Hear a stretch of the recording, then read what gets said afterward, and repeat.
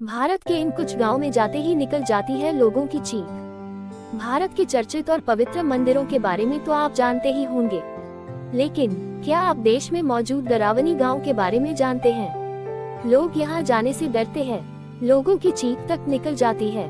हिंदुस्तान अपने आध्यात्मिक महत्व के किसी एक देश में नहीं बल्कि विश्व भर में जाना जाता है। देश के लगभग हर शहर में कोई न कोई पवित्र और फेमस आपको जरूर मिल जाएगा। दक्षिण भारत से लेकर उत्तर भारत और पश्चिम भारत से लेकर पूर्व भारत तक मालूम कर लीजिए, लगभग हर शहर में मौजूद मंदिर या गांव का इतिहास हजारों साल प्राचीन ही मालूम चलेगा। लेकिन भारत के कुछ गांव भूतिया शहर के रूप में फेमस है।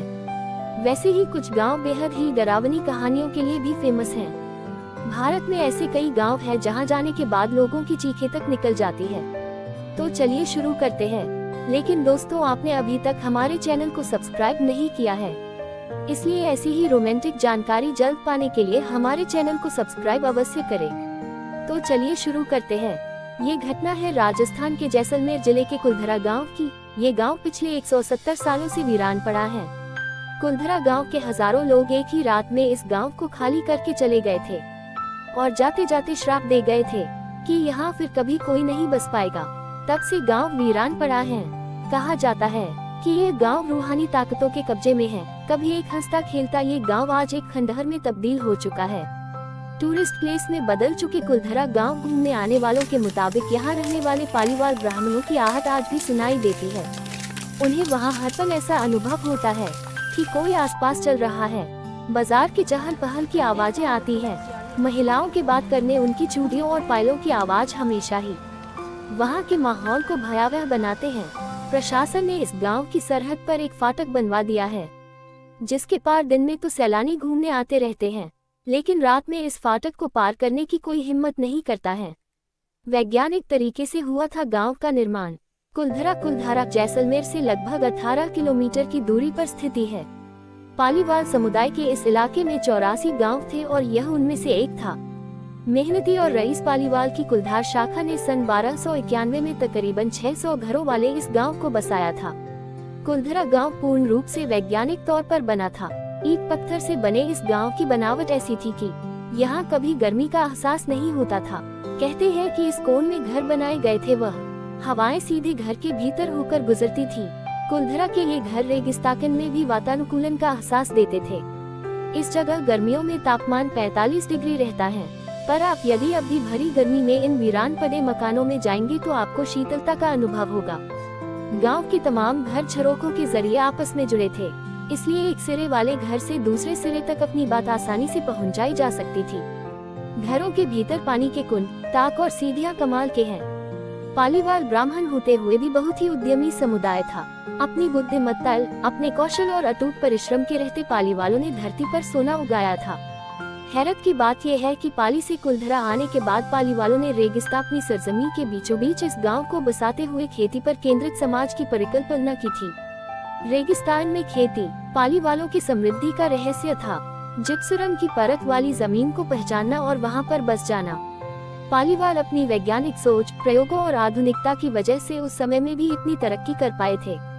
पालीवाल समुदाय आमतौर पर खेती और मवेशी पालने पर निर्भर रहता था और बड़ी शान से जीता था। जिप्सम की परत बारिश के पानी को जमीन में अवशोषित होने से रोकती और इसी पानी से पालीवाल खेती करते और ऐसी वैसी नहीं बल्कि जबरदस्तम फसल पैदा करते।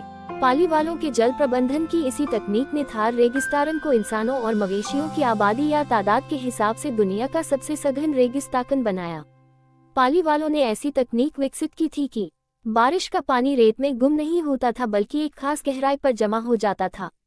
कुलधरा के वीरान होने की कहानी। जो गांव इतना विकसित था तो फिर क्या वजह रही कि वो गांव रातों रात वीरान हो गया?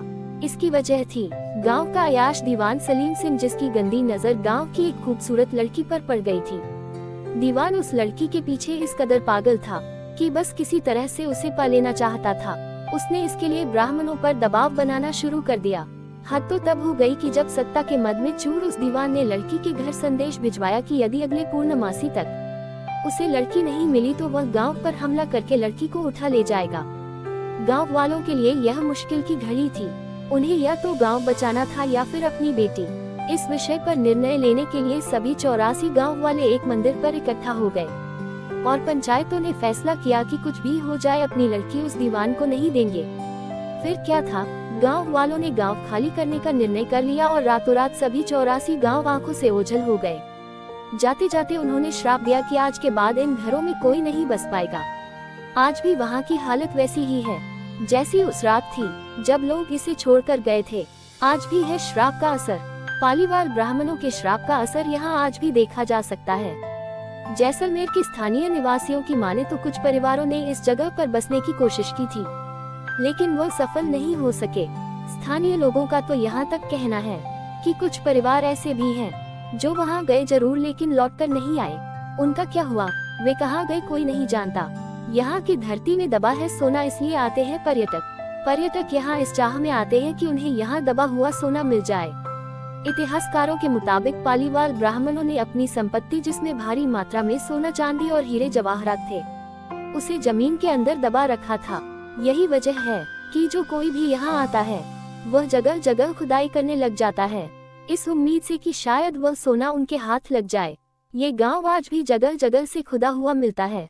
पैरानॉर्मल सोसाइटी की टीम ने की कुलधरा में पड़ताल। मई 2013 में दिल्ली से आई भूत प्रेत व आत्माओं पर रिसर्च करने वाली पैरानॉर्मल सोसाइटी की टीम ने कुलधारा गांव में बिताई रात। टीम ने माना कि यहाँ कुछ न कुछ असामान्य जरूर है।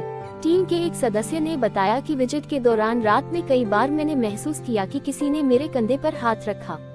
जब मुड़कर देखा तो वहाँ कोई नहीं था।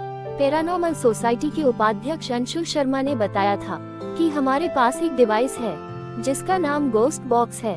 इसके माध्यम से हम ऐसी जगहों पर रहने वाली आत्माओं से सवाल पूछते हैं। कुलधरा में भी ऐसा ही किया, जहां कुछ आवाजें आई तो कहीं असामान्य रूप से आत्माओं ने अपने नाम ही बताए। शनिवार 4 मई की रात्रि में जो टीम कुलधरा गई थी, उनकी गाड़ियों पर बच्चों के हाथ के निशान मिले। टीम के सदस्य जब कुलधरा गांव में घूमकर वापस लौटे तो उनकी गाड़ियों के कांच पर बच्चों के पंजे के निशान दिखाई दिए। जैसा कि कुलधरा गई टीम के सदस्यों ने मीडिया को बताया, आज ये गांव राज्य पुरातत्व विभाग के अधीन एक संरक्षित स्मारक है।